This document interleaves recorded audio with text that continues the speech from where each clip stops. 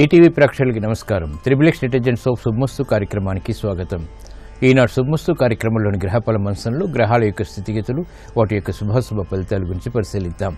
అలాగే ఈరోజు 12 రాశుల వరకు ఏ సంఖ్యలు కలిసి వస్తాయి, రంగుల యొక్క ప్రాధాన్యత, ఈరోజు జయవారం లేదా మంగళవారం, కుజుడు యొక్క పరిపాలన పూర్తిగా ఉంటుంది. రుణ సంబంధిత ఒత్తిళ్లు దూరం చేసుకోవడానికి, ప్రశాంత పరిస్థితులను పొందడానికి శ్రీ సుబ్రహ్మణ్య స్వామిని, కార్యసిద్ధిని పెంపొందింప చేసుకోవడానికి శ్రీ ఆంజనేయ స్వామిని 12 రాశుల వారు ఎటువంటి ప్రక్రియలతో పూజించాలి అనేటువంటి అంశాలతో పాటు పరిహార ప్రక్రియ అంశంలో స్థిరాస్తి సంబంధిత కొనుగోళ్లు లాభించాలంటే ఎటువంటి ప్రక్రియలు పాటించాలి అనేటువంటి అంశాలతో పాటు ముఖ్యంగా 12 రాశుల వారు ఈరోజు చేపట్టవలసినటువంటి కార్యక్రమాలు ఏమిటో కూడా పరిశీలిద్దాం. ముందుగా నేటి పంచాంగ వివరాలు. శ్రీ దుర్ముఖి నామ సంవత్సరం ఆషాఢ మాసం, ఉత్తరాయణం, గ్రీష్మ ఋతువు. ఈరోజు ఆషాఢ శుద్ధాష్టమి, పునఃప్రయత్నాలకి పనికి వస్తుంది. ఈరోజు జయవారం లేదా మంగళవారం, కుజుడు యొక్క పరిపాలన పూర్తిగా ఉంటుంది. ఈరోజు చేపట్టేటువంటి ఆధ్యాత్మిక కార్యక్రమాలు, పుణ్య కార్యక్రమాలు, ఏకాదశ పూర్వక రుద్రాభిషేకం, శ్రీ ఆంజనేయ స్వామికి తమలపాకులతో చేపట్టేటువంటి పూజాది కార్యక్రమాలు, శ్రీ సుబ్రహ్మణ్య స్వామికి చేసేటువంటి అభిషేకాది కార్యక్రమాలు, గోసేవ, అన్నదానం, వస్త్రదానం, ముఖ్యంగా ఎర్రటి వస్త్రదానం ఉత్తమ ఫలితాలను కలిగిస్తుంది. కుజ పీడను తొలగిస్తుంది, ప్రశాంత పరిస్థితులను కలిగిస్తుంది. ఈ రోజు మరో ప్రత్యేకత శుక్రమౌఢ్యమి ఆఖరు, అలాగే విశాఖ 4వ పాదంలోకి కుజుడు యొక్క ప్రవేశం, అంటే స్వక్షేత్రంలోకి వృశ్చిక రాశిలోకి ప్రవేశం ఈ రోజు మధ్యాహ్నం 2:20 ఇక ఈ రోజు నక్షత్రం చిత్తా నక్షత్రం తెల్లవారుజామున 4 గంటల వరకు ఉంది. ఈ చిత్తా నక్షత్రంలో ఈ రోజు పుట్టేటువంటి వారికి 4వ పాదంలో పుట్టినట్టయితే దోషం లేదు. ఈ చిత్తా నక్షత్రంలో ఈ రోజు పుట్టేటువంటి వారికి కుజ మహాదశ ప్రారంభమవుతుంది. ఈ రోజు మంగళవారం, కుజుడి యొక్క పరిపాలన పూర్తిగా ఉంటుంది. శ్రీ ఆంజనేయ స్వామి యొక్క ఆరాధన, పూజలు ఉత్తమ ఫలితాలని, శుభ ఫలితాలని కలిగిస్తాయి. శుభమస్తు వీక్షిస్తున్నటువంటి ప్రేక్షకులందరికీ శ్రీ ఆంజనేయ స్వామి యొక్క అనుగ్రహం కలగాలని ప్రార్థిద్దాం.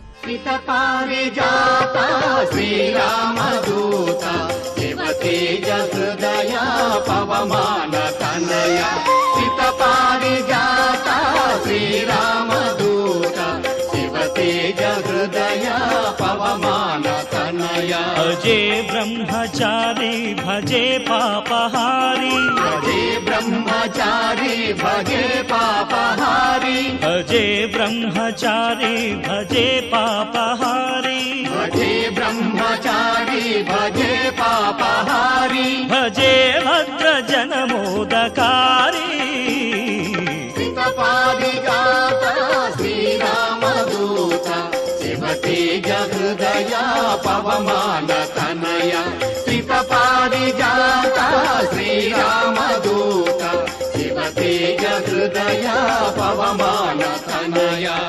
ఇక 12 రాశుల వారికి ఏర్పడేటువంటి శుభాశుభ ఫలితాలు పరిశీలిద్దాం. ముందుగా మేషరాశి. ఈరోజు మేషరాశి వారిని పరిశీలించినట్లయితే ఆర్థిక వ్యవహారాల్లో చిరు సమస్యలు తలెత్తుతాయి. అయినప్పటికీ నిలదొక్కునేటువంటి పరిస్థితులు ఆనందాన్ని కలిగిస్తాయి. శారీరక శ్రమ అధికంగా ఉంటుంది. ప్రయాణాల విషయంలో జాగ్రత్తలు వహించాలి. స్థిరాస్తి విషయాల్లో ఏర్పడినటువంటి ప్రతిబంధకాలు ప్రబలమవుతాయి. గృహ సంబంధిత కార్యక్రమాల్లో ప్రోత్సాహం కొనసాగుతుంది. పిల్లల విషయంలో ఏర్పడినటువంటి ప్రతికూల పరిస్థితుల్ని అనుకూలంగా మరల్చుకోగలుగుతారు. ఆరోగ్య విషయంలో జాగ్రత్తలు పాటించాలి.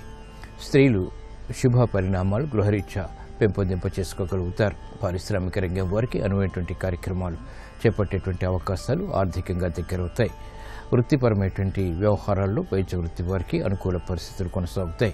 ఈ రోజు మీ అదృష్ట సంఖ్య 9. ఎరుపు వర్ణం ధైర్యాన్ని కలిగిస్తుంది, ప్రతికూల పరిస్థితిని దూరం చేస్తుంది. మంగళవారం సందర్భంగా ఈ రోజు మేషరాశి వారు శ్రీ సుబ్రహ్మణ్య స్వామిని ఎర్రటి పుష్పాలతో పూజించడం ద్వారా అష్టమ శని కుజుడు ద్వారా ఏర్పడేటువంటి ప్రమాదాలు దూరమవుతాయి. ప్రతికూల పరిస్థితులు అనుకూలిస్తాయి.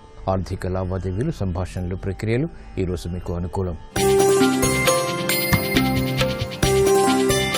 ఈ రోజు వృషభ రాశి వారిని పరిశీలించినట్లయితే వ్యయం పెరుగుతుంది. చేపట్టేటువంటి కార్యక్రమాలపై శ్రద్ధ తగ్గుతుంది. మానసిక ధైర్యం పొందలేకపోతారు. చేపట్టేటువంటి కార్యక్రమాలపై శ్రద్ధ తప్పనిసరి. ఆర్థిక సంబంధిత లావాదేవీల విషయంలో జాగ్రత్తలు వహించాలి. అధికారంతో చేపట్టేటువంటి కార్యక్రమాల విషయంలో రాజకీయ రంగం వారికి ప్రతికూల పరిస్థితులు తారసపడతాయి. వ్యాపార రంగం వారికి మెరుగైనటువంటి మార్పులకి చేసేటువంటి కార్యక్రమాల్లో ఆటంకాలు చవిచూస్తారు. పారిశ్రామిక రంగం వారు జాగ్రత్తతో కూడినటువంటి నిర్ణయాలు తీసుకోవాల్సినటువంటి ఆవశ్యకత ఉంటుంది. బాధ్యతలు విద్యార్థులకి బాగా పెరుగుతాయి. మహిళలు గృహ సంబంధిత కార్యక్రమాల్లో ప్రోత్సాహాన్ని కొనసాగించగలుగుతారు. కార్యక్రమ నిర్వహణలో నైపుణ్యం న్యాయవాద వృత్తి వారికి పెరుగుతుంది. ఈ రోజు మీ అదృష్ట సంఖ్య 2, తెలుపు వర్ణం ప్రశాంతతను పెంచుతుంది. మంగళవారం సందర్భంగా వృషభ రాశి వారు శ్రీ ఆంజనేయ స్వామిని తమలపాకులతో పూజించి పానకం వడపప్పు నివేదన చేయడం ద్వారా వ్యయం నియంత్రించబడుతుంది. ఆదాయాన్ని పెంపొందింపజేసుకోగలుగుతారు. శుభ పరిణామాలు గృహంలో చోటు చేసుకుంటాయి. కోర్టు సంబంధిత వ్యవహారాలు, ప్రక్రియలు, సంభాషణలు ఈరోజు మీకు అనుకూలం. ఈరోజు మిథున రాశి వారిని పరిశీలించినట్లయితే ఆర్థిక సంబంధిత లావాదేవీల్లో మెరుగైనటువంటి మార్పులు చోటు చేసుకుంటాయి. సంభాషణలు రుచిస్తాయి. చేపట్టేటువంటి కార్యక్రమాలపై శ్రద్ధ పెరుగుతుంది. ఏకాగ్రతతో కూడినటువంటి కార్యక్రమ నిర్వహణ విద్యార్థులకి విజయాలను తెచ్చిపెడుతుంది. అనుకూల పరిస్థితులు మహిళలు గృహరీత్యా పొందగలుగుతారు. శత్రుభీతి తగ్గుతుంది. కార్యక్రమ నిర్వహణలో ఆశించినటువంటి ప్రయోజనాలు న్యాయవాద వృత్తి వారికి లభిస్తాయి. సాఫ్ట్వేర్ రంగం వారికి ప్రగతి కొనసాగుతుంది. చేపట్టేటువంటి కార్యక్రమాలు వైద్య వృత్తి వారికి కూడా లభిస్తాయి. శత్రు భీతి తగ్గుతుంది. కార్యక్రమ నిర్వహణలో నైపుణ్యాన్ని ప్రదర్శించగలుగుతారు. స్థిరాస్తి సంబంధిత వ్యవహారాల్లో స్థిరాస్తి రంగం వారికి అనుకూల పరిస్థితులు ఆర్థికంగా దగ్గరవుతాయి. ఈ రోజు మీ అదృష్ట సంఖ్య 1, ఎరుపు వర్ణం ధైర్యాన్ని కలిగిస్తుంది. మంగళవారం సందర్భంగా మిథున రాశి వారు శ్రీ సుబ్రహ్మణ్య స్వామిని ఎర్రటి అక్షంతలతో పూజించడం ద్వారా ఆర్థిక సంబంధిత లావాదేవీలు కలిసి వస్తాయి. శత్రు భీతి తగ్గుతుంది. విద్యా సంబంధిత ప్రయత్నాలు ఈ రోజు మీకు అనుకూలం. ఈ రోజు కర్కాటక రాశి వారిని పరిశీలించినట్లయితే అలంకరణకి ప్రాధాన్యతనిస్తారు. వ్యాపార సంబంధిత వ్యవహారాల్లో ఏర్పడినటువంటి నష్టాలని భర్తీ చేసుకునేటువంటి కార్యక్రమాలు కలిసి వస్తాయి. బాధ్యతతో కూడినటువంటి వ్యవహారాలు స్థిరాస్తి రంగం వారికి కలిసి వస్తాయి. పారిశ్రామిక రంగం వారికి మెరుగైనటువంటి మార్పులు ఆర్థికంగా చోటు చేసుకుంటాయి. వ్యాపార రంగం వారు అవమానకర సంఘటనల్ని నెట్టుకురాగలుగుతారు. చేపట్టేటువంటి కార్యక్రమాల్లో స్త్రీలకు ప్రోత్సాహం లభిస్తుంది. నూతన వస్తు కొనుగోలు వంటివి ఆనందాన్ని కలిగిస్తాయి. బాధ్యతతో కూడినటువంటి కార్యక్రమాలు న్యాయవాద వృత్తి వారికి ఆదాయాన్ని పెంచుతాయి. కార్యక్రమ నిర్వహణలో ఏర్పడినటువంటి ప్రతికూలత క్రీడారంగం వారికి తగ్గుతుంది. ఈ రోజు మీ అదృష్ట సంఖ్య 9, ఎరుపు వర్ణం ధైర్యాన్ని కలిగిస్తుంది. మంగళవారం సందర్భంగా కర్కాటక రాశి వారు శ్రీ ఆంజనేయ స్వామిని సింధూరంతో పూజించడం ద్వారా అభివృద్ధి కార్యక్రమాల్లో విజయాలు సాధించగలుగుతారు. ఆర్థిక లావాదేవీలు, సంభాషణలు, ప్రక్రియలు ఈ రోజు మీకు అనుకూలం. ఈ రోజు సింహరాశి వారిని పరిశీలించినట్లయితే అనుకూల పరిస్థితులు ఆర్థికంగా దగ్గరవుతాయి. రాజకీయ లబ్ధికి చేపట్టేటువంటి కార్యక్రమాలు కూడా కలిసి వస్తాయి. నూతన ఉత్సాహం గృహరీత్యా పొందగలుగుతారు. ఆశించినటువంటి ప్రయోజనాలు స్నేహితుల ద్వారా పొందగలుగుతారు. నూతన కార్యక్రమాలు వృత్తిపరంగా కూడా కలిసి వస్తాయి. ఆర్థిక సంబంధిత లావాదేవీలు, సంబంధాలు పారిశ్రామిక రంగం వారికి ఆనందాన్ని కలిగిస్తాయి, అభివృద్ధిని కలిగిస్తాయి. చేపట్టేటువంటి కార్యక్రమాల్లో వ్యాపార రంగం వారికి ప్రోత్సాహం లభిస్తుంది. గతంలో కన్నా మెరుగైనటువంటి పరిస్థితులు సాఫ్ట్వేర్ రంగం వారికి కొనసాగుతాయి, ఆదాయాన్ని పెంచుతాయి. కార్యక్రమ నిర్వహణలో విద్యార్థులకి శ్రద్ధ పెరుగుతుంది, విజయాలు కూడా సిద్ధిస్తాయి. స్త్రీలు శుభవార్తలు వింటారు. ఈ రోజు మీ అదృష్ట సంఖ్య 9, ఎరుపు వర్ణం ధైర్యాన్ని కలిగిస్తుంది. మంగళవారం సందర్భంగా సింహరాశి వారు శ్రీ సుబ్రహ్మణ్య స్వామిని ఎర్రటి పుష్పాలతో పూజించి క్షీరాన్నాన్ని నివేదన చేయడం ద్వారా వేగవంతమైన అనుకూల మార్పులు ఆర్థికంగా దగ్గరవుతాయి. రుణ ఒత్తిళ్లు దూరమవుతాయి. సాహస నిర్ణయాలు ఈ రోజు మీకు అనుకూలం. ఈ రోజు కన్యారాశి వారిని పరిశీలించినట్లయితే కార్యక్రమాలలో ఏర్పడినటువంటి ప్రతికూలత తగ్గుతుంది. సంభాషణల విషయంలో ఏర్పడినటువంటి ప్రతికూలత కూడా తగ్గుతుంది. సాహస నిర్ణయాలకు ఉపక్రమించగలుగుతారు. స్థిరాస్తి విషయాల్లో ఏర్పడినటువంటి ప్రతికూల పరిస్థితుల్ని అనుకూలంగా మరల్చుకోగలుగుతారు. కార్యక్రమాన్ని చకచకా పూర్తి చేసేటువంటి శక్తి సామర్థ్యాలు పారిశ్రామిక రంగం వారికి లభిస్తాయి. విదేశీ సంబంధిత లావాదేవీలు వ్యాపార రంగం వారికి కలిసి వస్తాయి. నూతన బాధ్యతలు మహిళలు చేపట్టవలసినటువంటి ఆవశ్యకత ఉంటుంది. విద్యార్థులకి శ్రద్ధతో కూడినటువంటి కార్యక్రమాలు, విదేశీ సంబంధిత ప్రయాణాలు, విద్యకే చేపట్టేటువంటి ప్రయత్నాలు కలిసి వస్తాయి.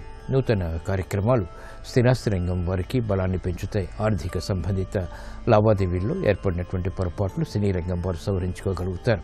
ఈ రోజు మీ అదృష్ట సంఖ్య 3, పసుపు వర్ణం త్వరితగతిన శుభాలను కలిగిస్తుంది. మంగళవారం సందర్భంగా కన్యారాశి వారు శ్రీ ఆంజనేయ స్వామిని చామంతులతో పూజించడం ద్వారా శుభ పరిణామాలు గృహంలో చోటు చేసుకుంటాయి. ఆధ్యాత్మిక కార్యాలు, కార్యక్రమాలు ఈ రోజు మీకు అనుకూలం. ఈ రోజు తులారాశి వారిని పరిశీలించినట్లయితే అలంకరణకి ప్రాధాన్యతనిస్తారు. నూతన కార్యక్రమాల విషయంలో ఏర్పడినటువంటి పొరపాట్లు సవరించుకోగలుగుతారు. శ్రమతో కూడినటువంటి కార్యక్రమ నిర్వహణ తద్వారా విజయాలు చేతికి అందుతాయి. సంభాషణల విషయంలో జాగ్రత్తలు వహించాలి. వ్యయాన్ని నియంత్రించలేకపోతారు. కార్యక్రమాలని వేగవంతంగా పూర్తి చేయాలనేటువంటి ప్రయత్నాల్లో ఆటంకాలను కూడా చవిచూస్తారు. అయినప్పటికీ అంతిమ విజయాలు సాధించగలుగుతారు. కార్యక్రమాలను వేగవంతంగా పూర్తి చేసేటువంటి ప్రక్రియలు పారిశ్రామిక రంగం వారికి కలిసి వస్తాయి. గతంలో కన్నా మెరుగైనటువంటి పరిస్థితులు వ్యాపార రంగం వారికి బలాన్ని పెంచుతాయి. నష్టాలను భర్తీ చేసుకునేటువంటి కార్యక్రమాల్లో ఆశాజనకమైనటువంటి వాతావరణం కొనసాగుతుంది. గృహ సంబంధిత కార్యక్రమాల్లో మహిళలు శుభ ప్రయత్నాల ద్వారా ఆనందకర పరిస్థితుల్ని ఆహ్వానించగలుగుతారు. ఈ రోజు మీ అదృష్ట సంఖ్య 3. పసుపు వర్ణం త్వరితగతిన శుభాలను కలిగిస్తుంది. మంగళవారం సందర్భంగా తులారాశి వారు శ్రీ సుబ్రహ్మణ్య స్వామిని ఎర్రటి అక్షింతలతో పూజించి నువ్వులు బెల్లం కలిపినటువంటి చిమ్మిల్ని నివేదన చేయడం ద్వారా ఆర్థిక సంబంధిత లావాదేవీలు కలిసి వస్తాయి.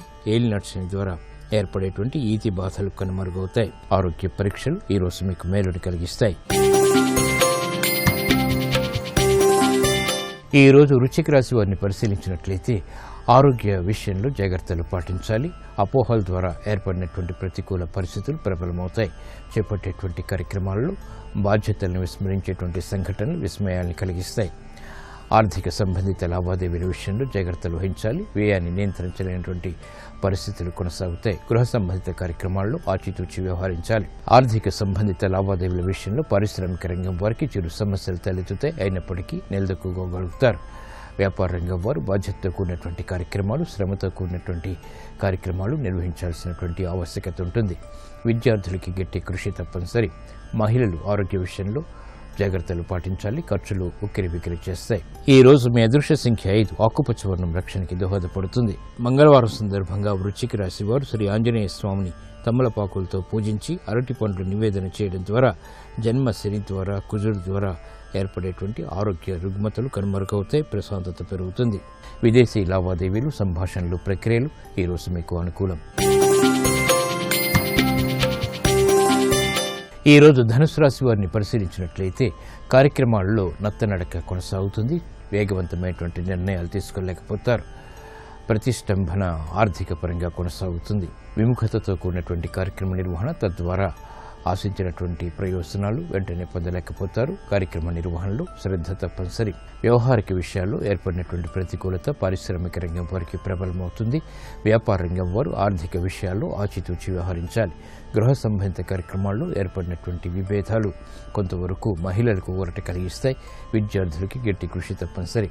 గతంలో చేసినటువంటి పొరపాట్లు న్యాయవాద వృత్తి వారికి ఇప్పుడు వెలుగులోకి వస్తాయి. ఈ రోజు మీ అదృష్ట సంఖ్య 9. ఎరుపు వర్ణం ధైర్యాన్ని కలిగిస్తుంది. మంగళవారం సందర్భంగా ధనస్సు రాశి వారు శ్రీ సుబ్రహ్మణ్య స్వామిని ఆవు పాలతో అభిషేకించడం ద్వారా ఉత్తమ ప్రయోజనాలు సాధించగలుగుతారు. స్థిరాస్తి నిర్ణయాలు ఈ రోజు మీకు అనుకూలం. ఈ రోజు మకర రాశి వారిని పరిశీలించినట్లయితే వేగవంతమైనటువంటి నిర్ణయాల ద్వారా ఆశించినటువంటి ప్రయోజనాలు పొందగలుగుతారు. శుభవార్తలు వింటారు. గృహ సంబంధిత కార్యక్రమాల్లో ప్రోత్సాహం లభిస్తుంది.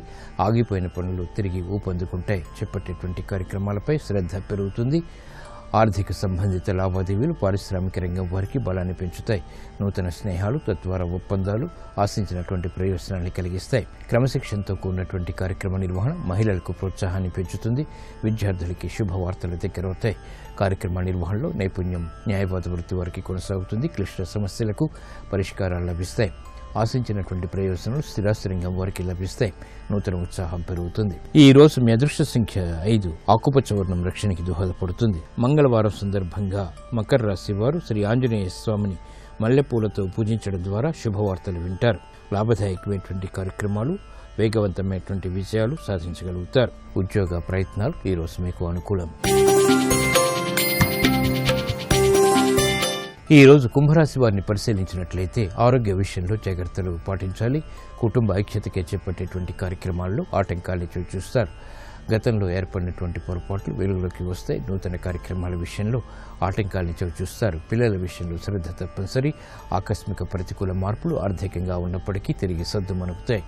కార్యక్రమ నిర్వహణలో క్రమశిక్షణ పారిశ్రామిక రంగం వారికి తప్పనిసరి. వేగవంతమైనటువంటి నిర్ణయాల ద్వారా వ్యాపార రంగం వారికి సమస్యలు ఎదురవుతాయి. కాబట్టి జాగ్రత్తలు పాటించాలి. వ్యవహారాల్లో ఏర్పడినటువంటి ప్రతికూలత వైద్య వృత్తి వారికి ప్రబలమవుతుంది. న్యాయవాద వృత్తి వారు ఆచితూచి నిర్ణయాలు తీసుకోవాలి. సంబంధ బాంధవ్యాల విషయంలో ఏర్పడినటువంటి ప్రతికూలత సినీ రంగం వారికి ప్రబలమవుతుంది. ఈ రోజు మీ అదృష్ట సంఖ్య 1 ఎరుపు వర్ణం ధైర్యాన్ని కలిగిస్తుంది. మంగళవారం సందర్భంగా కుంభరాశి వారు శ్రీ సుబ్రహ్మణ్య స్వామిని సంపెంగులతో పూజించడం ద్వారా ఆర్థిక వ్యవహారాల్లో ఏర్పడేటువంటి ప్రతికూల పరిస్థితులు కనుమరుగవుతాయి. విదేశీ ప్రయాణాలు, లావాదేవీలు, సంభాషణలు ఈ రోజు మీకు అనుకూలం. ఈ రోజు మీనరాశి వారిని పరిశీలించినట్లయితే కార్యక్రమాలను చకచకా పూర్తి చేయగలుగుతారు. నూతన ఉత్సాహం పెరుగుతుంది.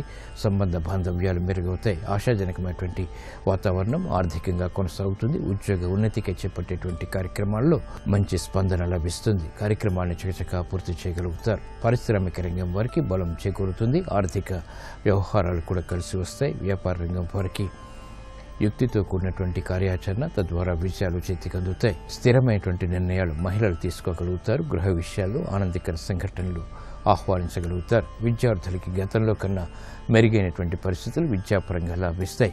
కార్యక్రమ నిర్వహణలో న్యాయవాద వృత్తి వారికి ఆదాయాన్ని పెంపొందింపు చేసుకునేటువంటి మార్గాలు సులభతరమవుతాయి.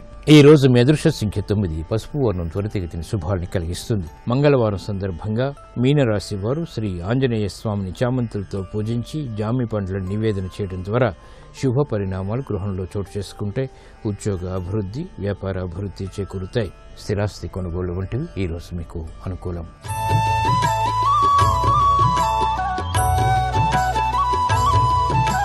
స్థిరాస్తి కొనుగోలు విషయంలో అనుకూలించడానికి ఎటువంటి సులభ ప్రక్రియలు పాటించాలో పరిశీలిద్దాం. స్థిరాస్తి విషయాలు అనుకూలించడానికి ప్రతి సోమవారం శివుణ్ణి ఉమ్మెత్త పువ్వులతో ఆరాధించాలి. గంధం కలిపినటువంటి నీటితో శివుడికి అభిషేకం చేయడం ద్వారా స్థిరాస్తి విషయాలు బాగా అనుకూలిస్తాయి. ఓం నమః శివాయ అనేటువంటి పంచాక్షరిని సోమవారం 108 సార్లు పఠించినా కూడా ఉత్తమ ప్రయోజనాలు స్థిరాస్తి కొనుగోలు విషయంలో ఏర్పడతాయి. శివుడికి నల్ల నువ్వులు నివేదన చేయడం కూడా ఒక మంచి ప్రక్రియ. ఈ ప్రక్రియ ద్వారా స్థిరాస్తి విషయాల్లో అనుకూలత ఏర్పడుతుంది.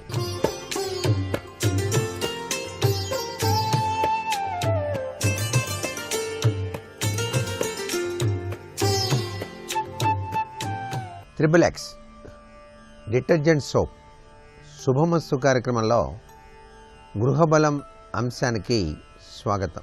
మనం చేసేటువంటి వ్యాపార స్థలం గది యొక్క వెడల్పుకి 2 మించి ఎప్పుడూ కూడా ఉండకూడదు. వంకర టింకరగా గనక గది గనక ఉన్నట్లయితే వ్యాపారంలో నష్టాలే ఎక్కువగా గురి కావలసి వస్తుంది అంటోంది వాస్తుశాస్త్రం. ఈ జీవిత గమనంలో ప్రతి ఒక్కరూ కూడాను వివిధ రకాలైనటువంటి వ్యాపారాలు చేస్తూనే ఉన్నారు. ఈ జీవన భృతి కోసం సంపాదనా పరరీత్యా వ్యాపారం అభివృద్ధి బాగా జరగాలి అంటే ఆ వ్యాపార సంస్థలకు కూడాను వాస్తు వర్తిస్తుంది సుమా అనేటువంటి విషయాన్ని మనం తప్పనిసరిగా గుర్తుపెట్టుకోవాలి. అందుకే ఒక వ్యాపారం చేసేటువంటి వ్యక్తుల యొక్క ఆ యొక్క గది ఎటువంటి పరిస్థితుల్లోనూ వెడల్పుకి 2 మించి ఉండకూడదు అనేటువంటి విషయం కూడా ఇక్కడ వాస్తుశాస్త్రరీత్యా ముఖ్యమైనటువంటి విశేషాంశం. షాపు యొక్క ముఖద్వారాలు తూర్పు వైపు కానీ లేక ఉత్తరం వైపు కానీ ఉన్నట్లయితే చాలా మంచి జరుగుతుంది. తూర్పు వైపు ముఖద్వారం, ఉత్తరం వైపు ముఖద్వారం ఈ 2 కూడాను విశిష్టవంతమైనటువంటి ప్రభావాన్ని కలిగింపచేస్తాయి వ్యాపారం చేసుకునేటువంటి వారికి అనేటువంటి విషయం. పడమర కోణంగా ఉన్నటువంటి దుకాణాల్లో వ్యాపారాలు మందకొడిగాను తక్కువగాను కొనసాగుతూ ఉంటాయి. ఇది కొంతమందికి మాత్రమే వర్తిస్తుంది. అయితే జాతక చక్ర రీత్యా శని రాహువులు బలమైనటువంటి స్థానంలో గనక ఉన్నట్లయితే పశ్చిమ ముఖద్వారం గల వ్యాపార స్థలాలన్నీ కూడాను భారీ వ్యాపారంతో అధిక లాభాన్ని సముపార్జించడానికి కూడా ఆస్కారం అత్యధికంగా కనిపిస్తుంది సుమా అనేటువంటి విషయాన్ని కూడా మనం ఇక్కడ గుర్తుపెట్టుకున్నాం. దక్షిణముఖ వ్యాపార స్థలం కొందరికి మందకొడిగా సాగినప్పటికీ వారి యొక్క జాతక చక్రరీత్యా కుజ రాహుబలం ఉన్నటువంటి వ్యక్తులకు భారీ వ్యాపారాలు చేయించి అధిక లాభాలని ప్రసాదించేటువంటి గుణం కూడా ఉంటుంది. దక్షిణం వైపు అన్నమాట. దక్షిణంగా వ్యాపారాలు సాగించేటువంటి వారికి తప్పనిసరిగా కుజ రాహుబలం అత్యధికంగా ఉండాలి. ఇలా ఈ యొక్క కుజ రాహుబలం అత్యధికంగా ఉన్నటువంటి వారికి ఈ దక్షిణ దిశ అత్యున్నతమైనటువంటి సత్ఫలితాలని ప్రసాదిస్తుంది సుమా అంటోంది వాస్తుశాస్త్రం. రహదారి ఎప్పుడూ కూడా దుకాణ ముఖద్వారం దగ్గర అంతం కాకూడదు. ఇది చాలా ముఖ్యమైనటువంటి విషయం. ఆ రహదారి వచ్చేసి మా దుకాణం దగ్గరికల్లా వచ్చి ఆగిపోతుందండి అంటే అది సబబైనటువంటి విషయం కాదు. అలాగే చెట్లు కానివ్వండి, స్తంభాలు కానివ్వండి, ఇతర వ్యాపార సంస్థల భవనాల గది మూలలు కానివ్వండి, ముఖ సింహద్వారం మధ్యలోకి రాకూడదు. దానినే మనం శూలా అని చెప్పేసి అంటాం. ఈ విధమైనటువంటి శూలలు గనక ఉన్నట్లయితే వ్యాపారం ఎంత బాగా జరుపుతున్నప్పటికీ కూడాను రుణాలు చేయవలసిన పరిస్థితి ఏర్పడుతుంది. సాఫీగా సాగక అనేక ఇబ్బందులకు గురి కావలసిన పరిస్థితి ఏర్పడుతుంది. దీనివల్ల లాభాల కంటే నష్టాలే ఎక్కువగా చవిచూడాల్సిన పరిస్థితి ఏర్పడుతుంది. కాబట్టి ఈ వ్యాపార సంస్థలకు శూల అనేటువంటి పద్ధతి లేకుండా చూసుకొని నడుపుకోవడం సర్వోత్తమమైనటువంటి విధి విధానంగా ప్రతి ఒక్కరూ కూడాను గుర్తుపెట్టుకోవాలి. అలాగే తూర్పు సింహద్వారం కలిగినటువంటి దుకాణాలైతే ఈశాన్య దిక్కులో ప్రవేశద్వారం పెట్టడం చాలా మంచిది. తూర్పు వైపు ఉందండి మా షాపు అన్నప్పుడు దానికి ప్రవేశ ద్వారం ఈశాన్య మూలక అలా గనక ఉంచినట్లయితే వినియోగదారులు ఎక్కువ మంది ఆ దుకాణంలోకి ప్రవేశించడానికి ఆస్కారం ఉంటుంది. వ్యాపారం కూడాను సజావుగా సాగడానికి కూడా ఆస్కారం అత్యధికంగానే ఉంటుంది. పడమర సింహద్వారం వ్యాపార సంస్థ కనుక అయినట్లయితే పడమర వాయువ్యంలో ప్రవేశద్వారం పెట్టడం మంచిది. మేము పడమర వైపు తీసుకున్నామండి, మధ్యలో ఒక గేట్ ఉంది, వాయువ్యంలో ఒక గేట్ ఉంది అన్నప్పుడు వాయువ్య గేటు ఎక్కువగా తెరిచి ఉంచండి. ఆ గేట్లో నుంచి లోపలికి గనక వచ్చినట్లయితే చాలా మంచి శుభదాయకవంతమైనటువంటి వ్యాపారాభివృద్ధి కలగడానికి ఆస్కారం అత్యధికంగా ఉంటుంది సుమా. దక్షిణ సింహద్వారం కలిగినటువంటి వ్యాపార సంస్థ అయితే దక్షిణ ఆగ్నేయ ప్రవేశ ద్వారం ఉండటం మంచిది. దక్షిణం వైపుగా వ్యాపార సంస్థలు నిర్వహిస్తున్నటువంటి వాళ్ళు ఆగ్నేయ ద్వారం పెట్టుకోవటం ఉత్తమోత్తమైనటువంటి పద్ధతి. ఏ పరిస్థితుల్లోనూ తూర్పు ఆగ్నేయంలో ప్రవేశ ద్వారం పెట్టవద్దు. దీనివల్ల యజమానికి కొనుగోలుదారులతో కలహాలు ఎక్కువగా కావడానికి ఆస్కారం ఉంటుంది. దక్షిణ నైరుతిలో కూడా ప్రవేశ ద్వారం అనేటువంటిది ఎవ్వరూ కూడా పెట్టరు. అలా తెలియక పెట్టినట్లయితే ప్రమాదాలు సంభవిస్తాయి. కొనుగోలుదారులతో విపరీతమైనటువంటి వాగ్వివాదాలు జరగడానికి ఆస్కారం అత్యధికంగా ఉంటుంది సుమా. పడమర నైరుతిలో కూడా ప్రవేశ ద్వారం పెట్టకూడదు. దీనివల్ల ఈ షాపుకు కొనుగోలు చేసేటువంటి కొనుగోలుదారులు మరొక షాపు వైపు మనసును లగ్నం చేస్తారు. ఈ షాపు దాకా వచ్చి ఇది బాగాలేదులే ఆ షాపుకి వెళ్దాం అని చెప్పేసి అనిపిస్తుంది వాళ్ళ మనసులో భావాలు. వెంటనే ఇంకో షాపుకు వెళ్ళటానికి ఆస్కారం ఉంటుంది. ఉత్తర వాయువ్యంలో ప్రవేశ ద్వారం గనక పెట్టినట్లయితే యజమాని రుణగ్రస్తుడైపోతాడు, అప్పుల పాలవుతాడు. తూర్పు ద్వారం గల వ్యాపార స్థలమైతే వ్యాపార సంస్థ యొక్క బోర్డును బిల్డింగుకు పై భాగంలో ఆగ్నేయం నుంచి తూర్పు వరకు కూడాను పెట్టుకోవచ్చు. ఈశాన్యం మాత్రం కొంత వదిలిపెట్టాలి. ఉత్తర ద్వారంలో వ్యాపారాన్ని సాగిస్తున్నామండి అన్నప్పుడు ఈశాన్య భాగం వదిలేయాలి. ఉత్తర వాయువు వరకు కూడాను బోర్డు పెట్టుకోవచ్చు. అంటే ఈశాన్యం వరకు వదిలేసి ఉత్తర వాయువు వరకు బోర్డుని చక్కగా ఏర్పాటు చేసుకోవచ్చు, తప్పులేదు. మరికొన్ని ముఖ్య విషయాలు రేపటి శుభమస్తు కార్యక్రమంలో తెలుసుకుందామా? మరి సర్వే జనా సుఖినో భవంతు.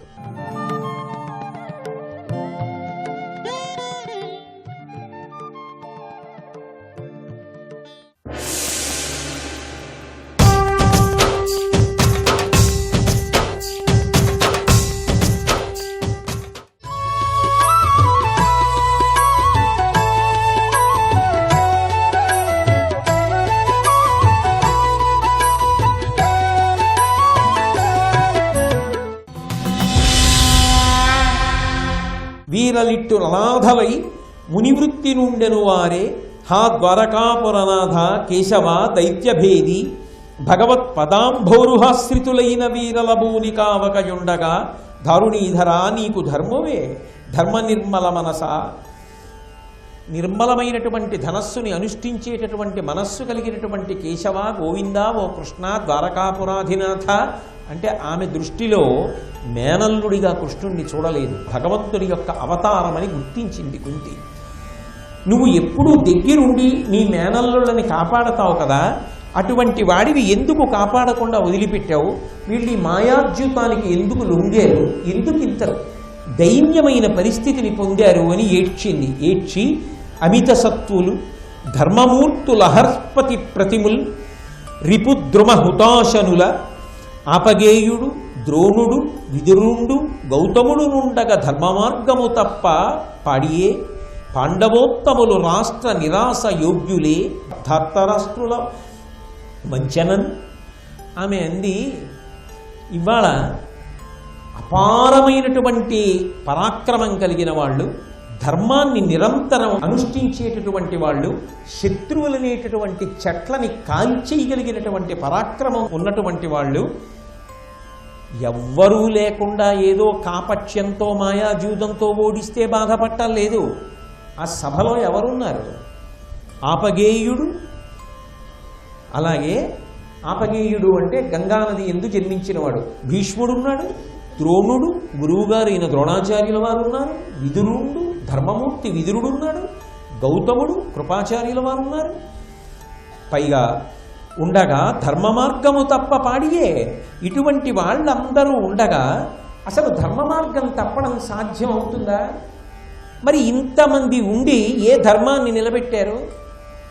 వీళ్ళందరూ ధృతరాష్ట్రుడి యొక్క కుమారులైనటువంటి దుర్యోధనాదులు మోసం చేసి పాండవుల్ని అరణ్యవాసానికి అజ్ఞాతవాసానికి పంపించేస్తుంటే ఏమీ జరగనట్టు ఊరుకున్నారే? ఇంతకన్నా అన్యాయం ఉంటుందా? నా కొడుకులు వెళ్ళవలసిందేనా? వీళ్ళని రక్షించే వాళ్ళు ఉండరా ఈ దేశంలో? ఎంత ఆర్తి పొందిందో.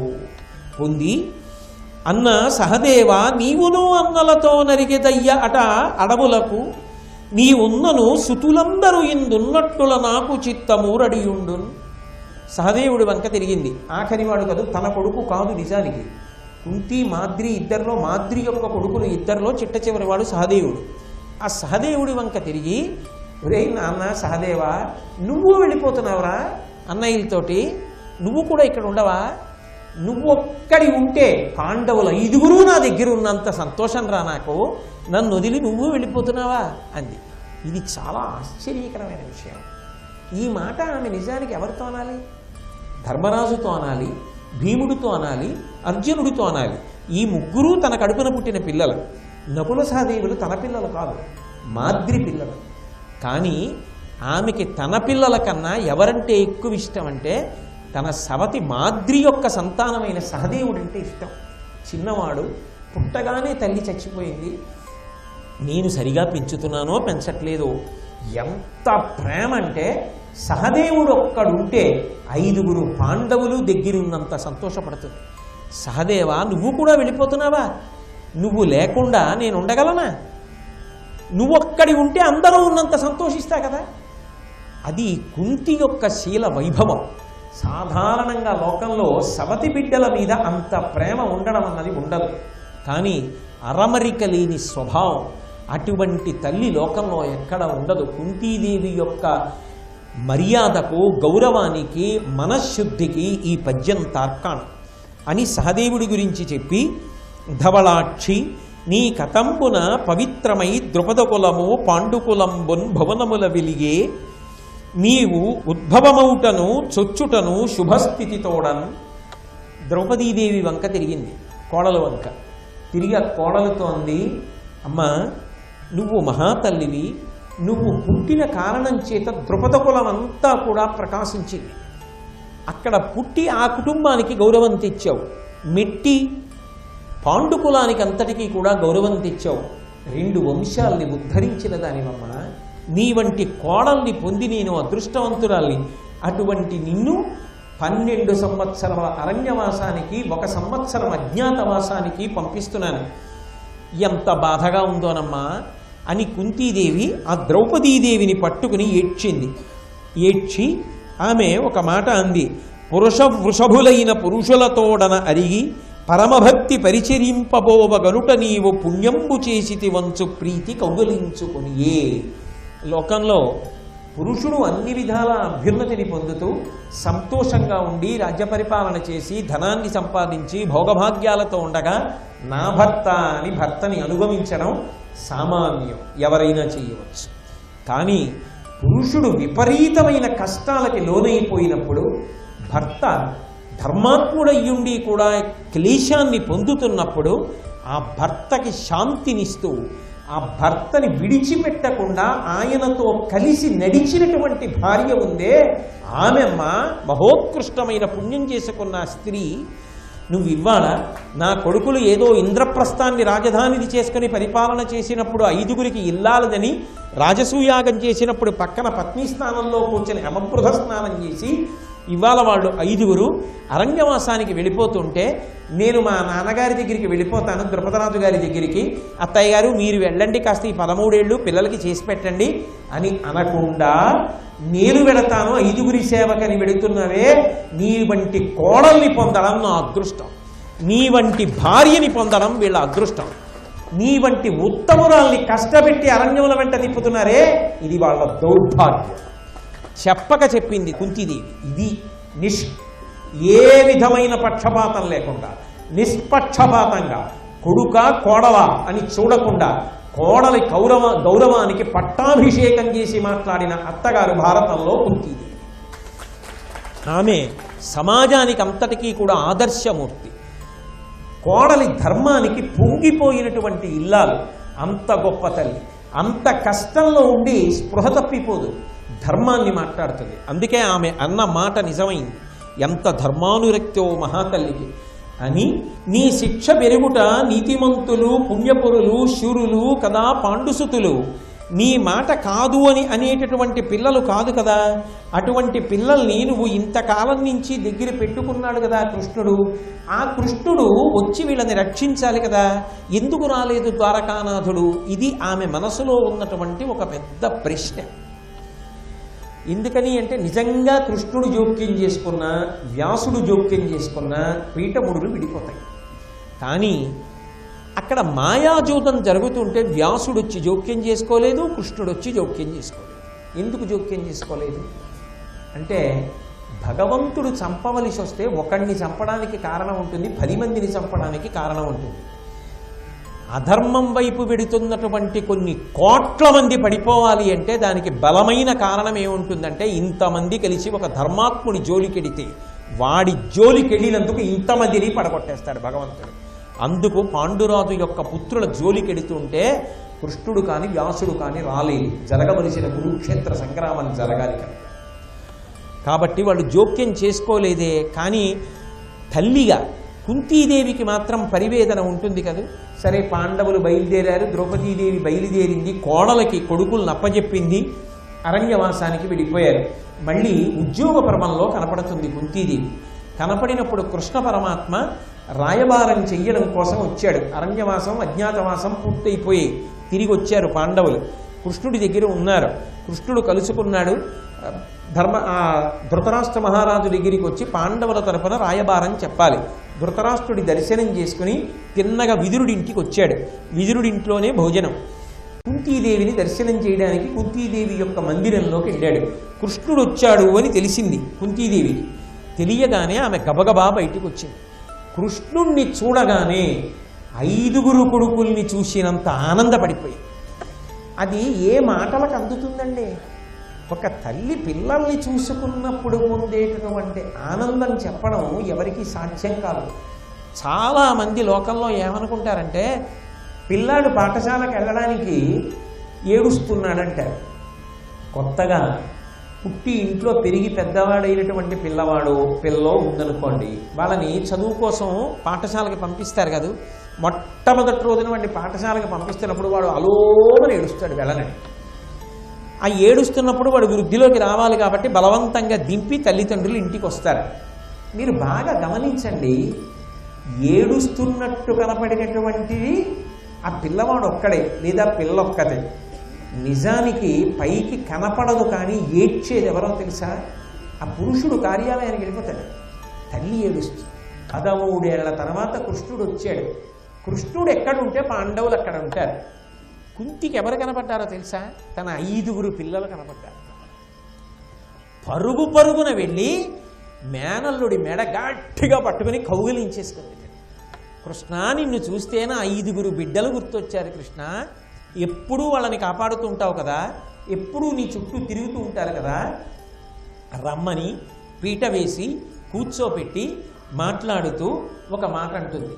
నీ శిక్ష పెరుగుట నీతిమంతులు పుణ్యపరులు శూరులు కదా పాండుసుతులు, సుఖవృత్తి పెక్కండ్రు నూరెల గొలువ ఉండెడువారు ఇడుముల పడుచు నిర్జనంబైన కానలలోనన ఎట్లు నిలిచిరి, నన్ను బెట్టి నా ఎదగొనుచు జనిరి, ఏను వడ్డింపంగ ఇంపార కుడిచి మెత్తని సెజ్జ నిద్రించి వినుత భద్ర గాన కరి బృంహితముల మేల్కాంచునట్టివారు కందమూలంబులాహారములుగా పొదల పుట్టల పడి ఉండి పులుగు మెకము అరవ మెల్కును చుండురే అక్కటకట. ఓ కృష్ణ, నువ్వు ఎక్కడుంటే అక్కడ నా పిల్లలు ఉంటారు కదా, ధర్మ మార్గంలో నడుస్తారు కదా, మహావీరులు కదా, ఎంతో సుఖములు అనుభవించవలసిన వాళ్ళు కదా, మహావీరులైనటువంటి రాజాధిరాజులందరూ కూడా వచ్చి వాళ్ళ పాదములకు నమస్కరించాలి కదా. అటువంటి వాళ్ళు ఎన్ని కష్టాలు పడ్డారో. 12 ఏళ్ళు. బిడ్డడి సుఖం కన్నా అమ్మకి బిడ్డ కష్టం కావాలి. ఆయన అధికారాన్ని లోకమంతా చూస్తుంది. ఏ ఉద్యోగమో మా పొద్దున్న పోతే రాత్రి ఎప్పుడో వస్తాడు, ఇంటి పట్టున తినడు. ఇంటి పట్టున తినివాడు ఎన్నాళ్ళు అయిందంటారు? ఆరోగ్యం ఏమైపోతుంది ఈ వయస్సులో? వాడు ఇలా తిరిగితే నా చేతులారా ఇవ్వాలమ్మయ్యా, ఎక్కడికి వెళ్ళనమ్మా, ఇంట్లో ఉన్నాడు, వాడికి ఇష్టమని వంకాయ పచ్చిపులుసు చేశాను అని ఆ పచ్చిపులుసు పెట్టుకుని తల్లి ఎంత మురిసిపోతుందో. లోకానికి ఆయన అధికారం కావాలి, అమ్మకి ఆయన కడుపు కావాలి. అమ్మ కాదు, కుంతి అదే మాట్లాడుతుంది. ఆమె అండి 12 సంవత్సరములు ఏం తిన్నారో ఏం తినలేదు. హంసతూలికా తల్పాల మీద పడుకుని తెల్లవారుజామున మృదువైనటువంటి గీతములను వింటూ, ఏనుగుల యొక్క ఘీంకారములు వింటూ నిద్ర లేవవలసిన వాళ్ళు. ఎక్కడో పక్షులు మృగములు అరుస్తుంటే పొదలలోనూ పుట్టల మీద పడుకుని నిద్రలు ఇచ్చారు. ఎన్ని కష్టాలు పడ్డారో. అక్కడ తలుచుకుంటే నా మనసు తరుక్కుపోతోందయా అంటుంది. ఏమిటి అర్థమైంది మీకు ఈ పద్యంలో? తండ్రికి తల్లికి ఇక్కడ తేడా ఉంది. తండ్రి మాట్లాడాడు అనుకోండి ఈ సందర్భంలో, అమ్మయ్యా పిల్లలు గట్టెక్కారయ్యా, అయిపోయింది అరణ్యవాసం అజ్ఞాతవాసం, ఇకనైనా సుఖపడితే బాగుందంటాడు. జరిగిపోయినటువంటి కష్టాన్ని తలుచుకుని గట్టెక్కారని తండ్రి సంతోషిస్తాడు. పిల్లలు పడిన కష్టాన్ని ఎప్పటికీ తలుచుకుని ఏడుస్తుంది తల్లి. ఇప్పుడు అయిపోయింది కదా అని ఊరుకోదు, తలుచుకు ఏడుస్తూనే ఉంటుంది. రామాయణంలో అయితే భృశం భవతి దుఃఖితః అంటారు. ఆ అమ్మతనం 12 ఏళ్ళు అరణ్యవాసంలో, 1 సంవత్సరం అజ్ఞాతవాసంలో నా కొడుకులు ఎంత కష్టపడ్డారో. తండ్రి లేని ప్రజలు తల్లిని బాసి పెద్ద యునుగాలము విధమునబడిరి, భంగపాటు దుఃఖపాటును సంకటపాటు కలిగే విరటు పాల పిదప. వాళ్ళు పడిన కష్టాల్ని తలుచుకుని ఏడుస్తోంది పాపం. అసలు వాళ్ళకి తండ్రి లేడు. పుట్టగానే ఇంకా పిల్లలు పెద్దవాళ్ళు అవ్వకుండానే తండ్రి చచ్చిపోయాడు. ఆయన ఉంటే ఇన్ని కష్టాలు ఉండునా? పాండురాజు గారే బతికుంటే అసలు ఈ పిల్లల వంక చూడగలిగిన వాళ్ళు ఉంటారా? ఆయన లేకపోబట్టి కదా ఇంత చులకనైపోయారు. వాళ్ళని చంపాలని ఎన్ని ప్రయత్నాలు చేశారు. భిక్షాటన చేసి బతికారు. ద్రౌపదిని వివాహం ఆడారు. మాయాజూతంలో వాళ్ళని తిన్నగా ఓడించలేక కాపట్యంతో ఓడించి అరణ్యవాసానికి పంపించారు. తండ్రి లేక కదూ ఇన్ని కష్టాలు పడ్డారు. పోని అమ్మని బతికున్నాను, అమ్మగా నేనేమైనా చేయగలిగానా? 13 ఏళ్ళు అమ్మకి కూడా దూరంగా ఉండి లోకంలో ఎప్పుడైనా ఎవరికైనా ఏదైనా కష్టం వస్తే అమ్మా అంటారు. అజ్ఞాతవాసంలో ఉన్నప్పుడు ఎన్ని కష్టాలు వచ్చినా అమ్మా అని నన్ను పిలవగలిగారా? నేను వెళ్ళగలిగానా? ఎంత కష్టపడ్డారో. ఆ తల్లి మనసు ఎంత కాలిపోయిందో. కాల్చేది దుర్యోధనుణ్ణి. అందుకే ఆవిడంది, తల్లిని బాసి పెద్ద యునుగాలము విధంబునబడిరి. చాలా కాలం 13 ఏళ్ళయిందయా తల్లిని విడిచిపెట్టేసి వాళ్ళు. అమ్మని చూడాలి అనిపించినా వెనక్కి రాలేరుగా. ఎంత కష్టపడ్డారయ్యా నా పిల్లలు. అంటే పిల్లలు తనని చూడడానికి రాలేకపోవడం పెద్ద కష్టమని ఎంత పరితాపాన్ని పొందిందో కుంతి. అంతేనా? 1 ఏడాది అజ్ఞాతవాసం చేసినప్పుడు కోడలు కొడుకులు పడిన కష్టం సామాన్యమా? భంగపాటు వాళ్ళ కర్మ. ఒకడు వంట చేసే ఆయన, ఒక ఆయన ఆవుల్ని కాసేవాడా, ఒక ఆయనతో కాసేపు కాలక్షేపానికి జూదం ఆడటమా, ఆయనకి ధర్మం చెప్తూ ఉండడమా? దారుణాతి దారుణం. బృహన్నలై నపుంసకుడై అర్జునుడు నృత్యం నేర్పడమా? ఏమిటయ్యా నా కొడుకుల బాధ. లోకంలో ఉంటుందా ఇటువంటి కష్టాలు? భంగపాటు దుఃఖపాటు. ఎంత దుఃఖాన్ని అనుభవించి ఉంటారు వాళ్ళు. అసలు చెయ్యవలసిన అవసరం లేని వాళ్ళు ఎన్ని కష్టాలు పడి ఎన్ని చెయ్యకూడని పనులు చెయ్యవలసి వచ్చింది. ఎంత దుఃఖాన్ని పొందారు. సంకటపాటు. అక్కడ ద్రౌపదీదేవి మాలినిగా పనిచేస్తుంటే కీచకుడు ఆవిడ మీద కన్ను వేసి ఆవిడిని ఇబ్బంది పెడుతుంటే, బయటపడితే అజ్ఞాతవాసం పోతుంది, భర్తలకి ఇబ్బంది కలుగుతుందని బయటపడకుండా సూర్యుడికి నమస్కరించుకొని ఎన్ని కష్టాలు పడిందయా. ఎంత గుప్తంగా భీముడు చంపవలసి వచ్చిందయా. ఎంత సంకట స్థితి పడ్డారయ్యా నా పిల్లలు నా కోడలు. పాటు కలిగే విరటు పాల పిదప. ఆ విరాట్రాజు గారి పాలనలో ఎంత కష్టపడిపోయారయ్యా నా కొడుకులు. మీరు బాగా గమనించండి. ఎప్పుడో కుంతీదేవి మాట్లాడిందని కాదు, మా అమ్మగారైనా అలాగే మాట్లాడతారు. మీ అమ్మగారైనా మనకు వచ్చిన ఎంత చిన్న కష్టానికైనా అలా మాట్లాడతారు. అమ్మ సౌందర్య లహరి, అమ్మలాంటి ప్రేమైకమూర్తి, అమ్మలాంటి భగవత్ స్వరూపం లోకంలో ఉండదు. అందుకే ఏ కొడుకు ఏ కూతురు కూడా తల్లి మనసు క్లేశపడేటట్టుగా ప్రవర్తించరాదు. భారతం విన్నందుకు కుంతీదేవి గొప్పది అని చెప్పడం కాదు, ఖచ్చితంగా కుంతీదేవి గొప్పది. కానీ ఏ ఇంట ఏ బిడ్డల్ని కన్న తల్లి అయినా ప్రేమలో మాత్రం అంతే. బిడ్డల కష్టాన్ని తలుచుకుని కదిలిపోతుంది. అటువంటి తల్లి పట్ల మర్యాదగా ప్రవర్తించడం చేత కాకపోతే ఆ జన్మ నిరర్థకమైపోతుంది అని ఆమె అంది. దానదయాపరుండైన ధర్మతనూభవు శమమిట్లు పంచానన విక్రముండగు బకారికి భద్రమే. అస్త్రశస్త్ర విద్యా నిపుణుండు క్రీడి సుఖియా వినయాభరణుల్ కవల్ సమాధాన సమేతులే. అకట ద్రౌపదీ సాధ్వి సుఖం వేదానికి. నాయన కృష్ణ, దానదయాపరుడైనటువంటి వాడు, ధర్మాత్ముడైనటువంటి వాడు నా పెద్ద కుమారుడు ధర్మరాజు క్షేమంగా ఉన్నాడా? సింహం లాంటి విక్రమం కలిగినటువంటి నా కుమారుడు భీమసేనుడు క్షేమంగా ఉన్నాడా? అస్త్రశస్త్ర విద్యా నిపుణుడైనటువంటి నా కుమారుడు అర్జునుడు క్షేమంగా ఉన్నాడా? వినయము ఆభరణముగా కలిగినటువంటి నా కుమారులు నకుల సహదేవులు కవలలు కుశలంగా ఉన్నారా? అన్నిటికన్నా గొప్పది నా కోడలు ద్రౌపదీదేవి సంతోషంగా ఉందా? నువ్వు వాళ్ళని చూసొచ్చావు కదా, నేను నీలో నా బిడ్డల్ని చూస్తున్నానయ్యా. అని ఆ పిల్లల యొక్క క్షేమాన్ని ఎంతో ప్రేమతో అడిగింది.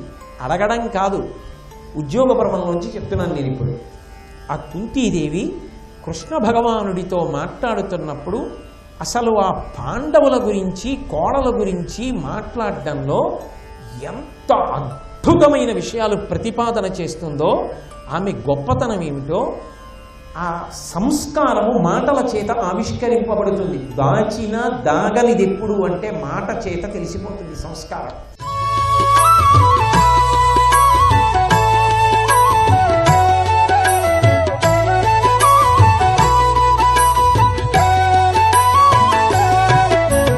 సర్వం శ్రీ ఉమామహేశ్వర పరబ్రహ్మార్పణమస్తు.